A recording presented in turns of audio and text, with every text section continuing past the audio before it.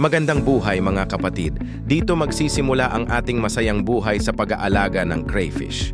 Ito ay dating piggery farm na may 6 na pitak at ngayon gawin nating concrete pond para sa aalagaan nating mga ARC na pure Taguro line na galing sa idol nating Sisep Farm. Shoutout sa iyo, Boss Sesep!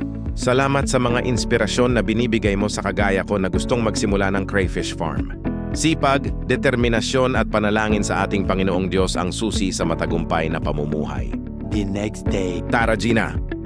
Dito pinasimulan na natin lagyan ng linya ng mga ilaw at saksakan para sa ating gagawing mga filtration na may submersible pump at natapos nila agad yung mga pagsesemento at pagsarado sa mga butas para maging concrete pond na at inuumpisahan na yung unang patong ng waterproofing para hindi tumagas kapag nilagyan na natin ng fresh water. Sige, sukat lang ng sukat mga kuya para pantay-pantay. At ayan, napatapos na ang unang patong, mabuhay ka kuya. The next day. Ayos, natapos na nila ang pagpipintura dito at nalagyan na din ng waterproofing pero papatungan pa ito kapag natuyo na. Pati ang mga ilaw at saksakan ay nakalatag na din lahat.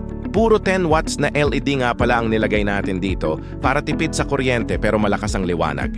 At syempre, pinapinturahan na natin lahat pati mga poste para mas maganda at payapa ang buhay.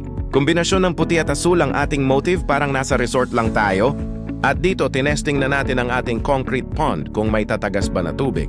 Pinagawa na din natin ang patungan ng ating filtration at dito gumamit kami ng angle bar na bakal para matibay-tibay para hindi agad bumigay kapag pinatungan ng mabigat. Pina-welding na lang namin sa labas para mabilis ang pagbuo kaya ayan na buo na lahat at ngayon ipapako na lang sa paglalagyan niya. Dito sabi ni Kuya, bakit daw may tubig agad haha? Kaya napilitan na siya lumubog at nagyabang pa si Kuya kahit daw sakyan pa ng tao yung ginawa niya ay hindi daw yan bibigay. Kaya tinesting pa niya at pumatong haha. Ang galing mo kuya, mabuhay ka ulit.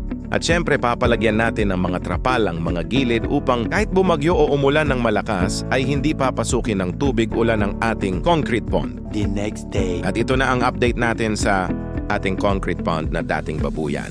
Konting kembot pa at matatapos na natin ito. Pinadagdagan ko pa ng isang concrete pond sa gilid upang hindi maaksaya ang space natin dito.